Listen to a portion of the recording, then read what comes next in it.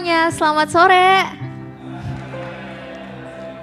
Perkenalkan, nama saya Alvernia Liu, tapi biasanya dipanggil sebagai Fern. Nah, kalian semua apa kabar? Wah, baik ya. Kalian semua semangat nggak untuk mendengarkan sesi Miss Mary Riana? Semangat? Semangat dong. Nah, saya mau lihat nih kalau kalian semangat atau enggak. Mari saya tes kesemangatan kalian semua. Kalau saya bilang BMC, kalian jawab dengan pasti bisa. Bisa? Bisa dong, oke. BMC?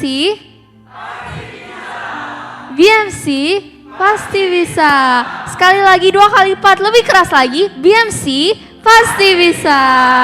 Terima kasih. Nah, karena kalian sudah semangat semua, sebelum saya memanggilkan Miss Mary Riana, saya akan membacakan profil singkat beliau. Miss Mary Riana adalah seorang entrepreneur, investor, dan content creator.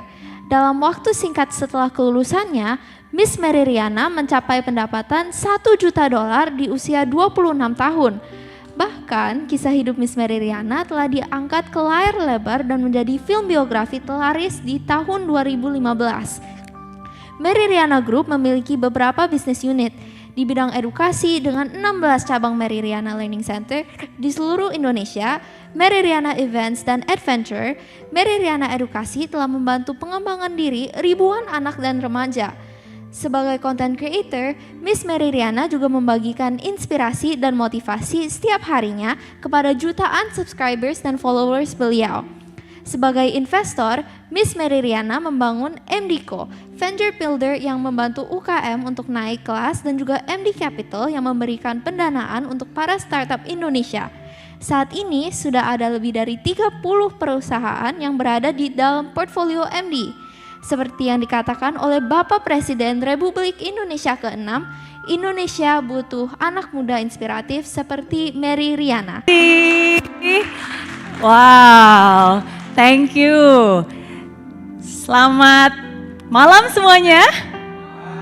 Apa kabar? Luar biasa.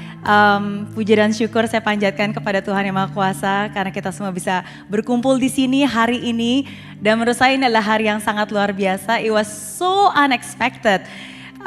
Tapi saya percaya karena dari sejak awal tahun 2023 ini, satu kalimat yang Tuhan taruh di hati saya, expect the unexpected. Oke, semuanya bilang expect the unexpected. Karena ada begitu banyak hal-hal yang seringkali tidak terduga, tidak pernah terpikir, tidak pernah terbayang, tidak pernah terdengar. Tapi itu banyak sekali yang terjadi di dalam hidup saya khususnya tahun ini. Termasuk salah satu unexpected things yang happen adalah pertemuan dan perkenalan saya dengan Pastor Yongki, Ibu Yongki, dan semua ministrinya yang ada di sini. Sama sekali nggak pernah terpikir, tersirat. Tapi saya percaya setiap pertemuan itu memiliki makna, dan saya sekeluarga sangat-sangat terberkati dan sangat bersyukur. Pastor Yongki, Ibu Yongki punya kerendahan hati yang luar biasa dan punya kebesaran hati yang begitu luar biasa untuk bisa melakukan pelayanan di New York bersama Anda semua. Dan menurut saya it's a blessing to have him in this New York City. Ya, dan saya sungguh-sungguh berdoa semoga berkat Tuhan ada selalu bersama Pastor Yongki, Bu Yongki, dan semua pelayanan dan semua umat yang ada di sini. Multiplications, berkali-kali lipat berkat dan rahmatnya selalu ada. Amin, amin, amin. Dan mungkin unexpected juga ya buat Anda yang datang ke gereja ini, biasanya bertemu dengan Pastor Yongki yang biasa membawakan firman, tapi tiba-tiba ini siapa nih gitu ya. Tiba-tiba diminta untuk hadir di sini dan berbagi. Ketika pertama kali Pastor Yongki message saya dan bilang, bisa gak Miss Mary bawain firman? Saya bilang dengan kerendahan hati, saya merasa belum pantas untuk bisa membawakan firman karena saya bukan pendeta dan saya merasa saya bukan siapa-siapa.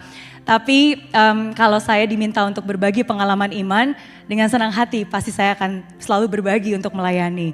Dan itulah mungkin yang akan saya lakukan hari ini, berbagi pengalaman, berbagi iman, bagaimana kebesaran Tuhan sungguh-sungguh nyata di hidup saya. Dan saya juga percaya bukan kebetulan Anda semua hadir di tempat ini. Bayangkan dari begitu banyak pilihan yang Anda bisa lakukan di hari Minggu sore, tapi Anda memilih untuk duduk di sini dan hadir di sini. Seperti saya bilang, setiap pertemuan memiliki makna dan saya percaya hari ini akan menjadi hari yang kita semua akan selalu ingat. Dan saya sungguh-sungguh berdoa semoga setiap kata yang terucap dari mulut saya, setiap kejadian yang Tuhan izinkan untuk terjadi dan menjadi perenungan hati saya bisa saya bagikan dan bisa menjadi kekuatan, bisa menjadi pengharapan dan bisa menjadi berkat buat Anda semua yang hadir di sini. Amin. Amin. Oke.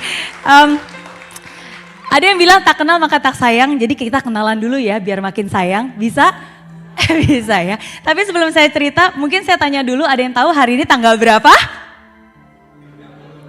Oke, langsung lihat jam ya. 30 Juli tahun 2023. Oke, kalau saya ingin mengajak Anda ke beberapa tahun silam, lebih tepatnya tahun 2007.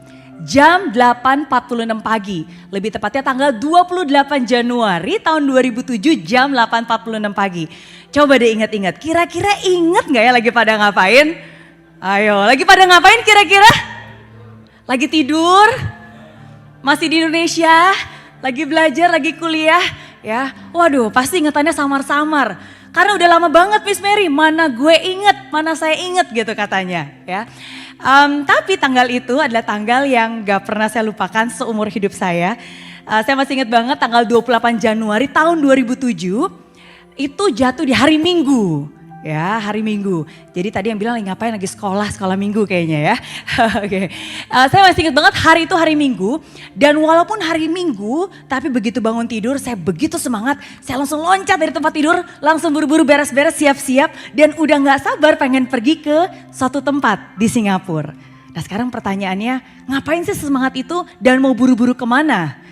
Nah lebih tepatnya hari itu saya udah gak sabar banget pengen pergi ke tempat orang jualan koran di Singapura.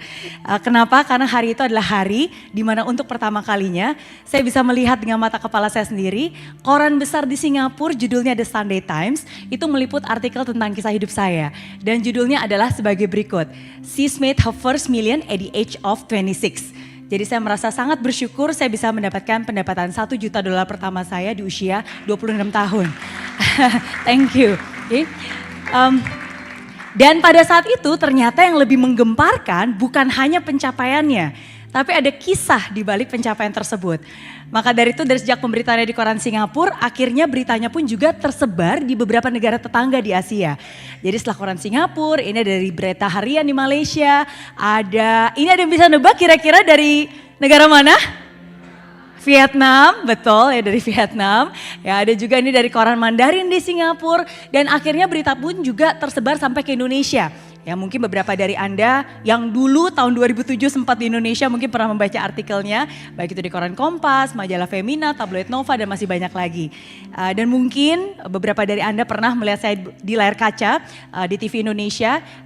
Baik itu di Hitam Putih, Kick Andy Show, Metro TV, TV One, Kompas TV, Net TV, Indosiar, SCTV, RCTI dan masih banyak lagi.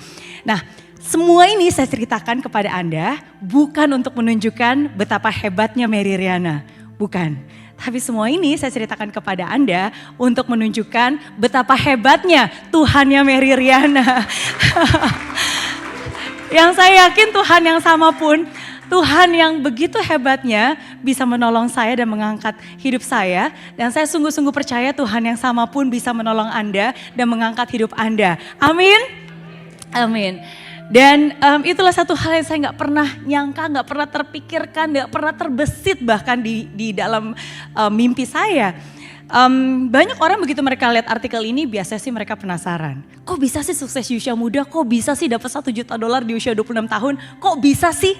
Dan karena mereka penasaran dan mereka gak punya kesempatan untuk bertemu langsung dengan saya, maka banyak sekali orang itu memiliki asumsi. Banyak dari mereka memiliki apa? Asumsi, betul. Dan asumsi terbanyak yang mereka punya adalah sebagai berikut.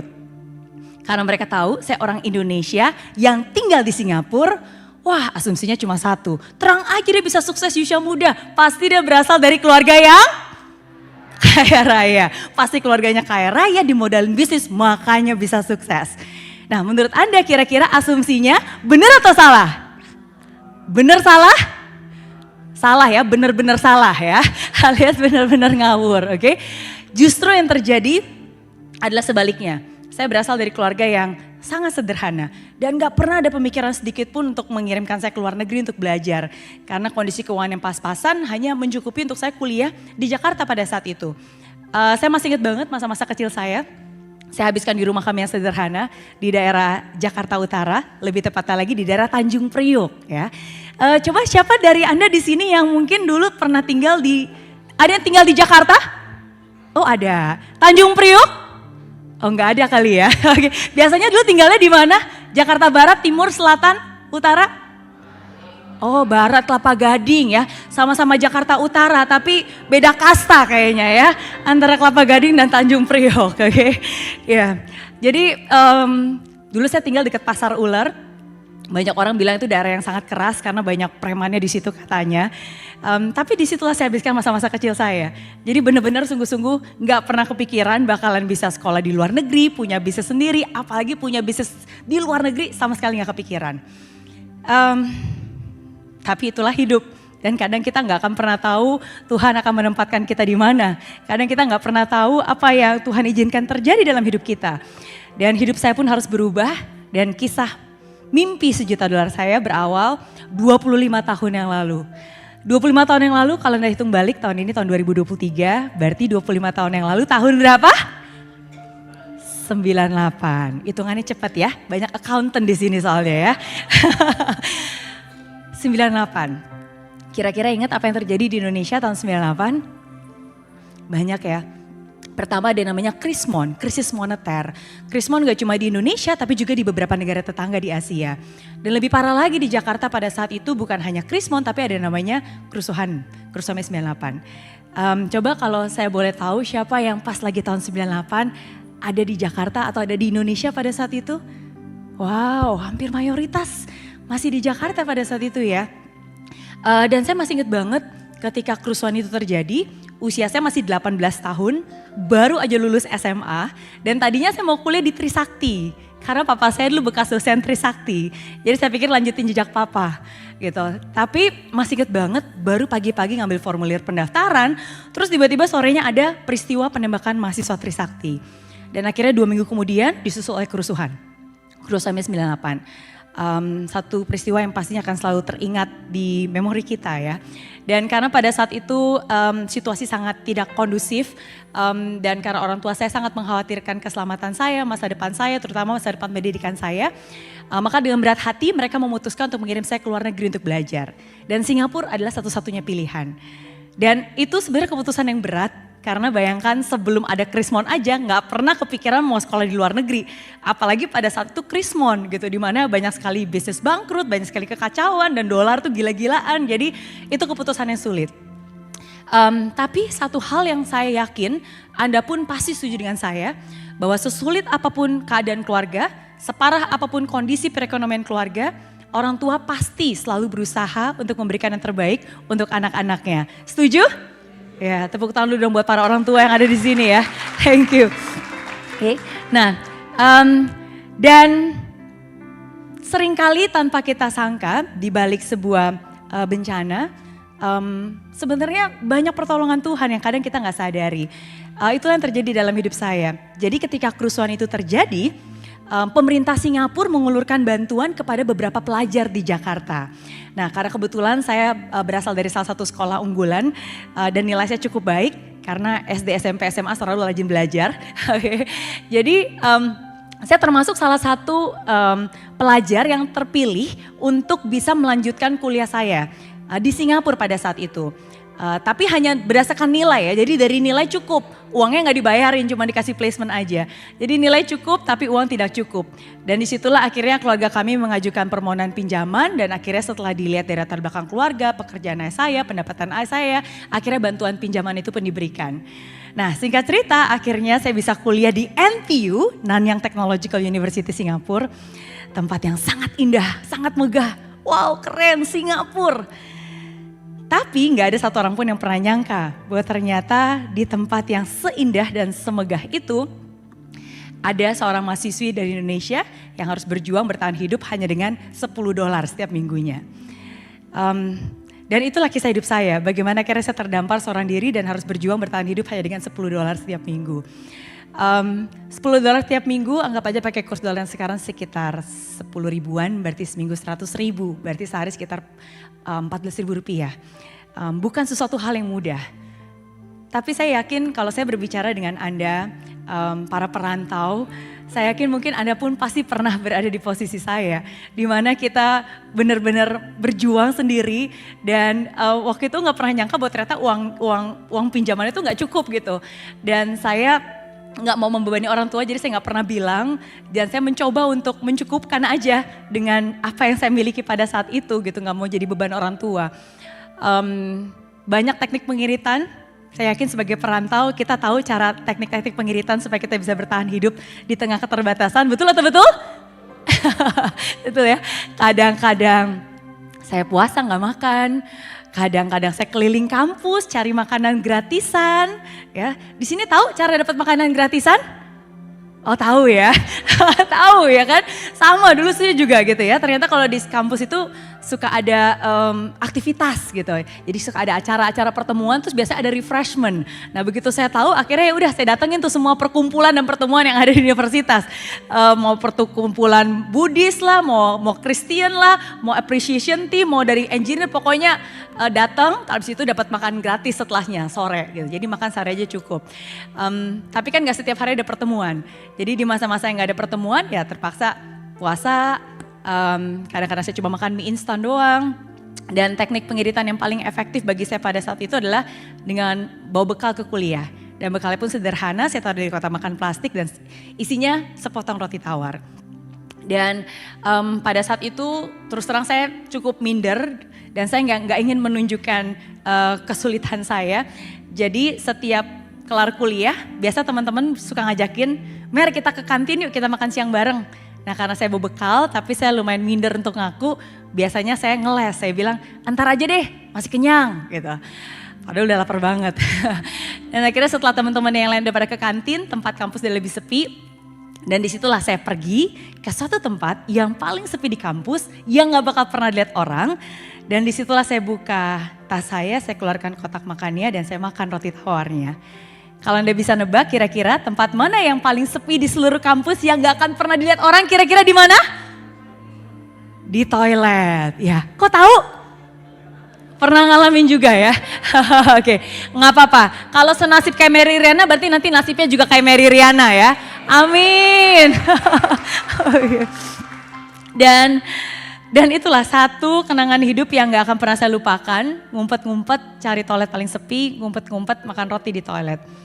Dan kenapa ingatan itu begitu membekas? Karena ada begitu banyak perasaan campur aduk di hidup saya pada saat itu. Sedih, kecewa tentu saja.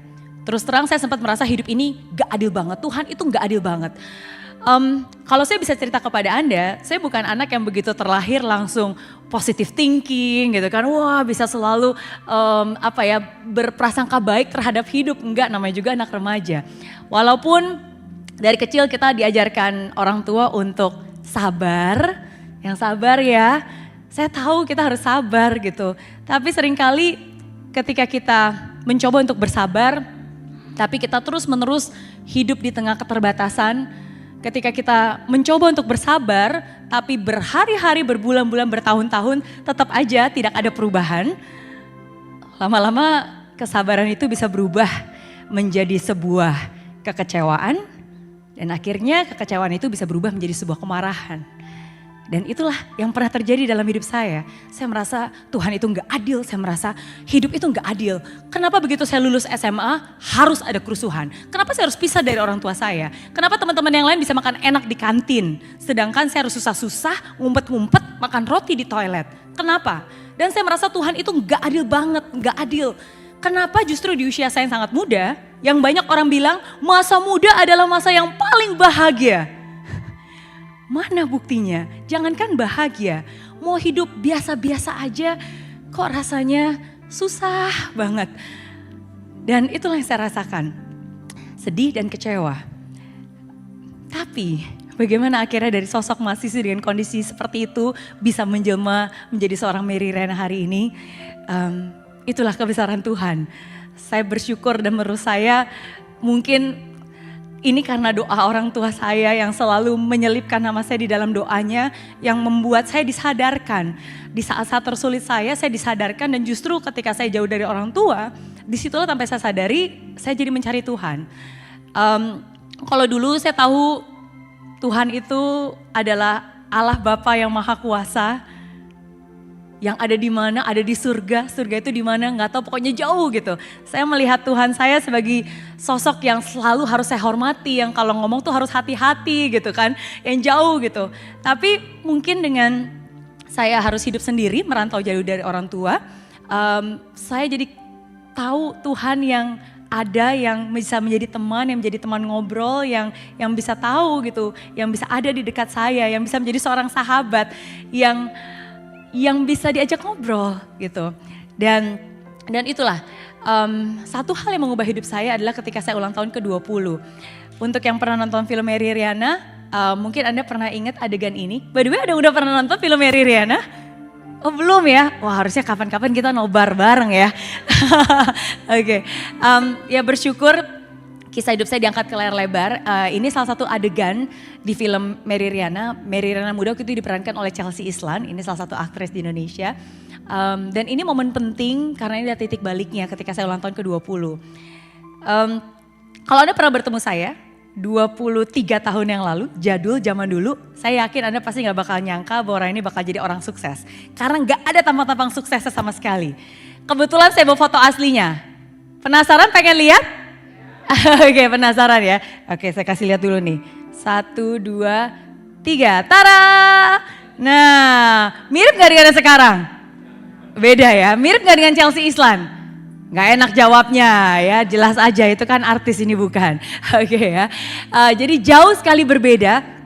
Berbeda bukan hanya dari segi fisik tapi segalanya. Dari cara pandang saya, kepercayaan diri saya, kemampuan saya, keterampilan saya, pemikiran saya amat sangat berbeda. Tapi foto ini akan selalu memberikan kenangan manis di hidup saya. Kenapa? Karena tepat di saat itulah, di saat saya ulang tahun ke-20, tepat di saat itulah saya memberanikan diri untuk bermimpi besar untuk hidup saya. Terus terang 1-2 tahun pertama saya jalan di Singapura penuh dengan keterbatasan dan penuh dengan kesulitan. Dan saya udah benar-benar bosan hidup susah. Dan saya bilang pada diri saya sendiri, mau sampai kapan sih kami hidup susah seperti itu?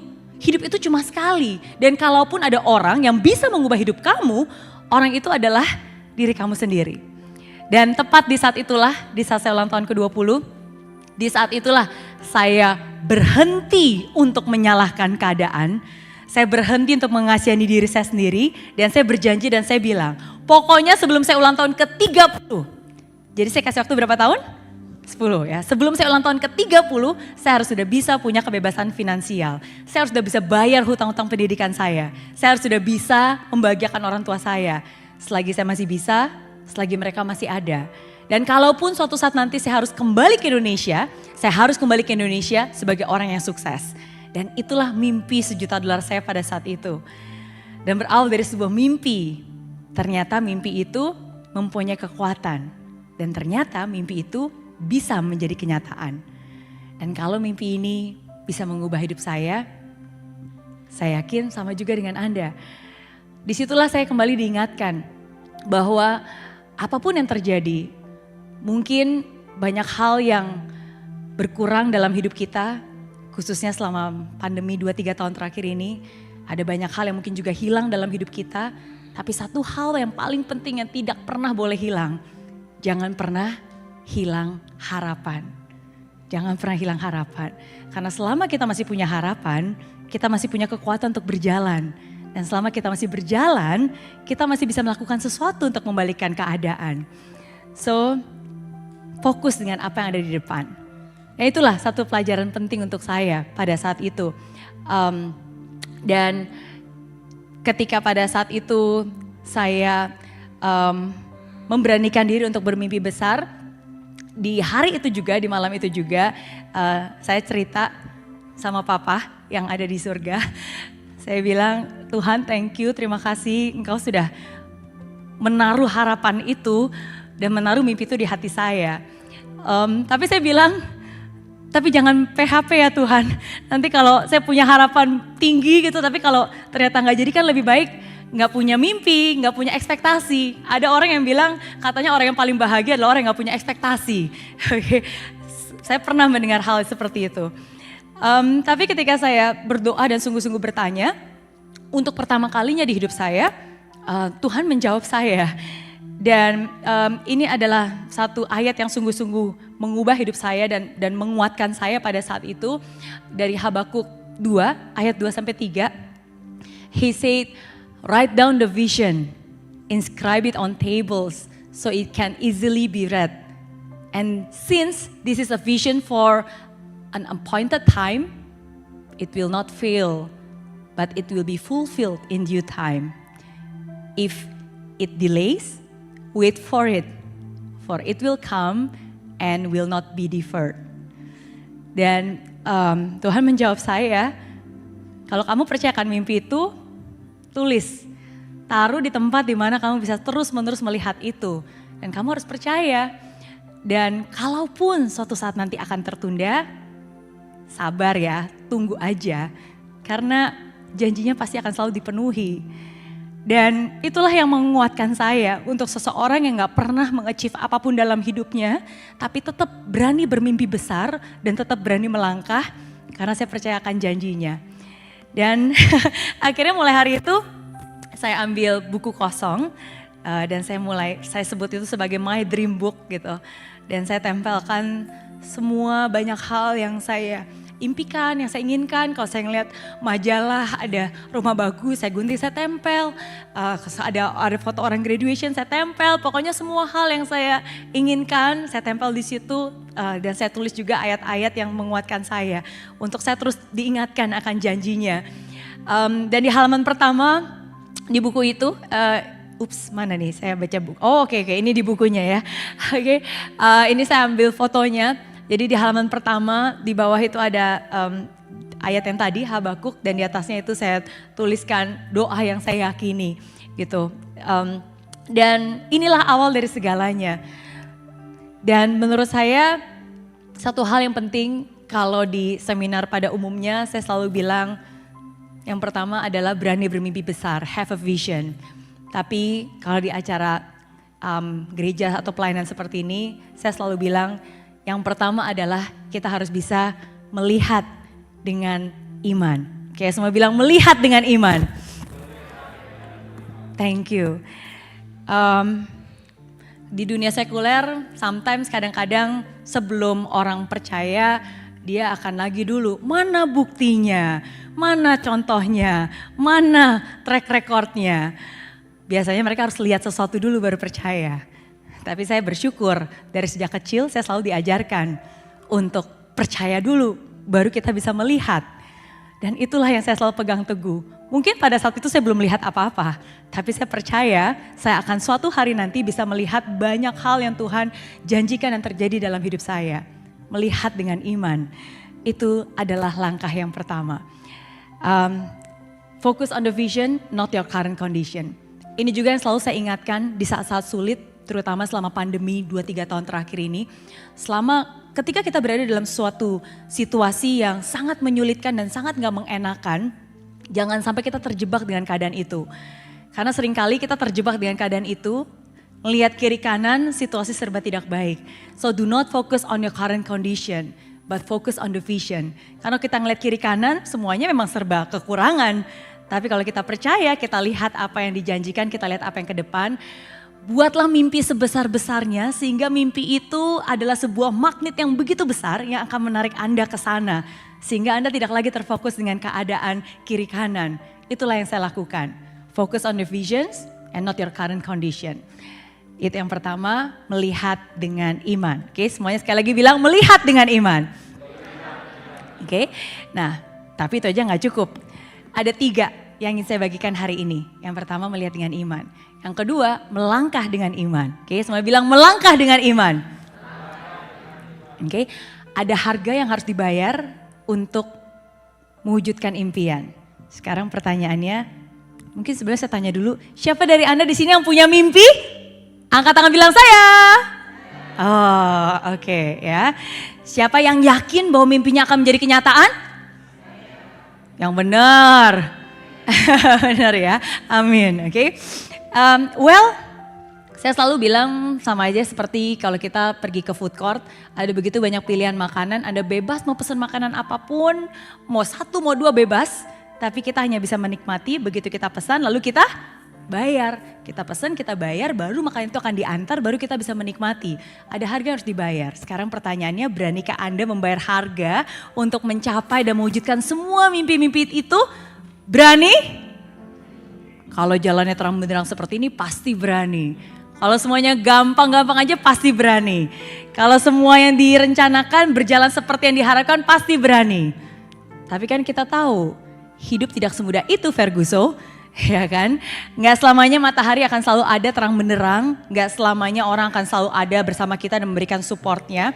Ada kalanya jalan di hadapan menjadi seperti ini, gelap, nggak tahu ujungnya kemana, nggak tahu bakalan seperti apa. Nah kalau jalannya seperti ini, kira-kira masih berani nggak melanjutkan perjalanan?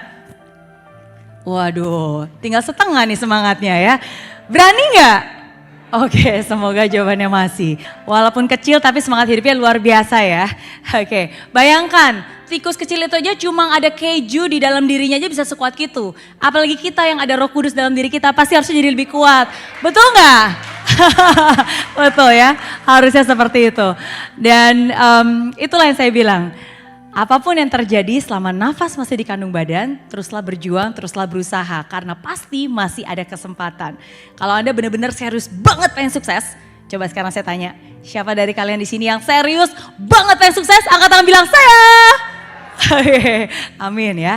Kalau Anda benar-benar serius banget pengen sukses, Anda harus jadi orang-orang yang tangguh, harus jadi orang yang kuat. Tangguh, jangan begitu ada kesulitan dikit aja langsung menyerah ya, langsung baper gitu ya. Harus jadi orang yang kuat, kuatkan pikiran, isi dengan hal-hal yang positif, optimis. Optimis itu bukan hanya mengharapkan yang terbaik, tapi optimis itu bisa melihat yang baik apapun keadaannya. Kuatkan hati, jangan mudah menyerah. Kuatkan iman, apapun juga kepercayaan kita, sertakanlah selalu Tuhan dalam kehidupan kita sehari-hari. Karena manusia hanya bisa berusaha, tapi Tuhanlah yang pastinya menentukan. Dan itulah yang saya selalu lakukan dari sejak 25 tahun yang lalu sampai hari ini. Kalau tadi saya bilang berawal dari sebuah mimpi. Terus gimana dong akhirnya bisa dapat $1 juta? Bisa saya lanjutkan lagi ceritanya? Bisa ya. Nah berawal dari sebuah mimpi pada saat itu umur saya 20 tahun. Saya masih kuliah tingkat 2 semester 3. Dan terus terang pada saat itu saya masih nggak tahu harus ngapain, saya masih nggak tahu harus mulai dari mana, saya masih nggak tahu gimana ya caranya saya bisa mewujudkan mimpi-mimpi itu, sama sekali nggak kepikiran. Karena bisa dibayangkan pada saat itu pengetahuan pengalaman saya kan sangat terbatas gitu. Jadi dengan pemikiran dan pengetahuan yang terbatas akan sangat sulit untuk saya bisa menemukan jalannya, caranya, bikin rencana dan seterusnya. Jadi sama sekali nggak tahu. Tapi saat itu saya sadar kalau saya benar-benar sungguh-sungguh serius ingin mengubah hidup saya, bertahan aja gak cukup, saya harus berjuang. Tahu bedanya bertahan dan berjuang? Jelas berbeda. Kalau sebelumnya di hidup saya terus-menerus bertahan, ngumpet-ngumpet makan roti di toilet, bertahan hidup hanya dengan $10 setiap minggu.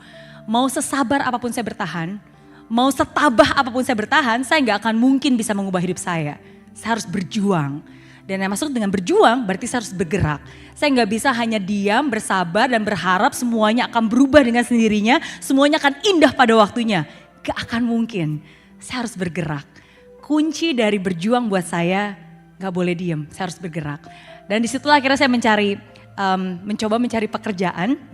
Mencari uang tambahan dengan bekerja, dan saya nggak mau nunggu sampai saya kelar kuliah baru melakukan sesuatu, apapun juga yang saya bisa kerjakan pada saat itu saya kerjakan dengan sungguh-sungguh. Oke. Nah, tapi sekali lagi namanya juga hidup. Bukan berarti begitu kita punya mimpi, punya keyakinan terus semuanya jadi gampang. Enggak. Justru seringkali yang terjadi, berkali-kali di hidup saya, seringkali yang terjadi justru orang-orang yang punya mimpi itu lebih banyak ujiannya, lebih banyak tantangannya. Ketika saya berusaha untuk mencari pekerjaan, ternyata gak ada satu perusahaan pun yang mau mempekerjakan saya. Karena tanpa saya sadari saya gak punya izin kerja di Singapura.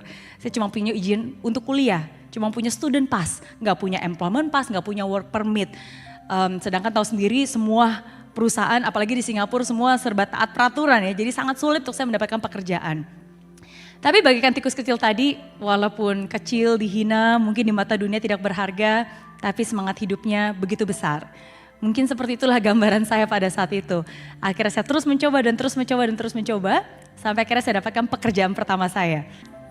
Itulah hidup. Ketika kita lembek terhadap diri kita sendiri, maka hidup itu terasa begitu keras dan begitu kejam.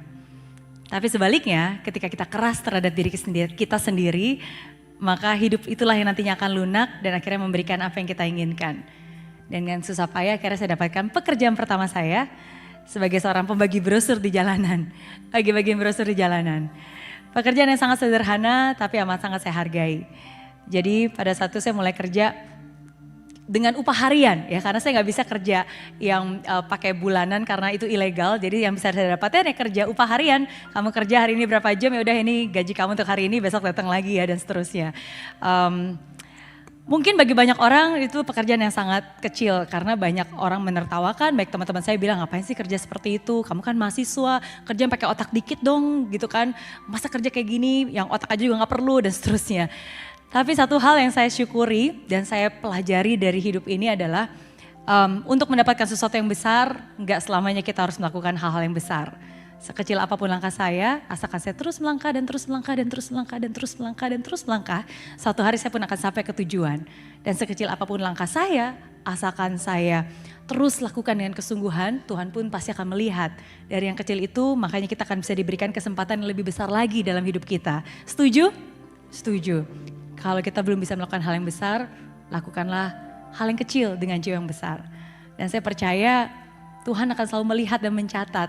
Dan ketika waktunya sudah tepat dan ketika dia melihat bahwa kita layak, pasti hal yang lebih besar lagi juga akan dipercayakan di tangan kita. Setuju? Amin. Oke. Dan itulah yang saya lakukan. Tentu saja dari pekerjaan-pekerjaan ini dikumpulin gak mungkin dapat $1 juta, gak mungkin bisa bayar hutang. Saya masih gak punya modal, gak punya kenalan, gak punya keterampilan. Tapi akhirnya dari situ saya berproses. Kadang kita gak boleh gengsi dalam hidup. Karena saya selalu bilang jangan sampai gengsi menutup pintu rejeki. Karena gengsi gak akan pernah bisa ngasih makan keluarga kita. Tapi kalau kita punya kerendahan hati, itulah yang bisa mengangkat derajat keluarga kita dan bisa mewujudkan semua mimpi-mimpi kita. Amin? Amin. Dan dari situ akhirnya, seperti saya bilang mungkin belum punya modal, belum punya kenalan, tapi akhirnya saya punya keberanian. Keberanian untuk memulai usaha saya sendiri begitu saya lulus kuliah. Tentu saja lebih susah lagi karena mimpi yang lebih besar pasti lebih banyak tantangannya. Semua cerita dan jatuh bangunnya udah saya ceritakan di film dan juga lewat buku Mimpi Juta Dolar. Saya pernah ditipu, uang saya dibawa kabur, pernah merugi gitu. Uang saya dibawa kabur bahkan oleh perusahaan Singapura gitu, di Singapura sama orang Singapura pula gitu kan. Bahkan hampir seluruh uang tabungan saya pernah ludes dalam waktu singkat di stock market. Jadi sangat sulit ternyata dan memang amat sangat sulit. Tapi disitulah saya kembali diingatkan, kan Tuhan juga gak pernah menjanjikan sesuatu itu mudah. Faith is not doing something easy, but faith is keep believing gitu. And faith makes things possible. It does not make things easy, but it makes things possible. Dan disitulah akhirnya saya berproses, belajar terus dan terus belajar dan terus belajar. Sampai akhirnya saya memberanikan diri dan memulai terjun ke dunia sales. Jadi bisnis saya yang sukses, yang gagal banyak, yang sukses akhirnya di bidang jasa keuangan. Jadi waktu itu saya memutuskan untuk menjual produk-produk keuangan di Singapura, baik dari segi tabungan, deposito, asuransi, reksadana, kredit card, investasi. Dan saya mulai lagi semuanya dari nol. Kenapa? Karena saya gak punya background sales sama sekali, saya gak punya background marketing, saya gak punya background finance. Ada yang bisa nebak kira-kira saya kuliah belajar apa? Ayo, tebak-tebak kira-kira. Saya lulus sebagai sarjana teknik elektro. Ya, jadi tukang listrik sebenarnya ya. Jadi jauh sekali berbeda dengan bisnis yang saya tekuni di Singapura di bidang jasa keuangan dan bisnis yang saya kembangkan di Indonesia di bidang edukasi. Jauh sekali berbeda. Tapi sekali lagi saya bilang, saya percaya akan prosesnya. Bagian Tuhan adalah promise-nya, bagian saya adalah prosesnya. Dan kalau itu saya harus belajar lagi, saya akan ulang lagi dari awal. Karena saya nggak punya kenalan siapa-siapa, jadi saya harus jualan ke orang-orang yang saya nggak kenal di Singapura. Mulai dari buku telepon, saya ambilin, saya telepon satu persatu dari A sampai Z. Saya datengin rumahnya satu persatu, saya ketokin. Kalau di Singapura istilahnya door knocking. Kalau di New York ada istilahnya door to door mungkin ya. Dan it was not easy gitu. Dan akhirnya ya udah saya pergi ke tempat-tempat umum, ke halte bus, ke stasiun MRT, ya, dan disitulah akhirnya seorang Mary Riana, sarjana teknik elektro, berdiri di halte bus untuk nungguin orang-orang yang baru pulang kantor supaya saya bisa menghampiri dan mempresentasikan produk keuangan yang saya jual pada saat itu. Tidak mudah, amat sangat tidak mudah. Tapi saya percaya kalau itulah proses yang harus saya lalui untuk bisa mewujudkan apa yang Tuhan sudah rencanakan di hidup saya akan lakukan dengan sungguh hati.